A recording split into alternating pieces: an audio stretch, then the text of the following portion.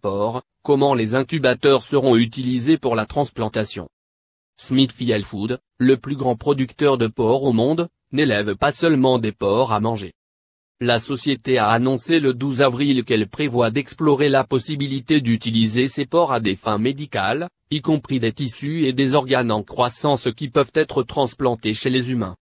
Il n'y a pas encore eu de transplantation réussie d'un organe de porc dans un humain, mais des percées scientifiques récentes et des technologies de pointe telles que des outils d'édition de gènes rendent la possibilité plus probable. Pour utiliser des pièces de porc, comme des cœurs ou des poumons, pour les transplantations humaines, les scientifiques doivent modifier certains gènes pour rendre les organes viables.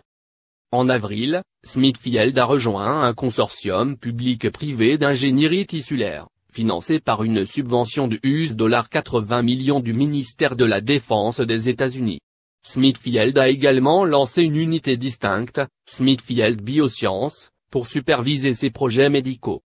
La plupart des matériaux de porc que Smithfield vend sont utilisés pour fabriquer des ingrédients dans des médicaments qui traitent des affections telles que l'indigestion et l'hypothyroïdie. Par exemple, la société fournit des muqueuses, une membrane intestinale de porc, aux entreprises de soins de santé pour créer de l'héparine, un diluant sanguin qui empêche la coagulation dans des chirurgies. Les parties n'ont pas encore été utilisées pour développer des cellules humaines. Alors que Smithfield est l'une des plus grandes sociétés qui s'aventurent dans des transplantations de porcs et humains, ce n'est pas seul. Le démarrage biotechnologique et Genesi, qui a permis d'amasser $38 millions en mars, utilise un outil d'édition de gènes permettant de rendre les organes de porc viables pour les transplantations.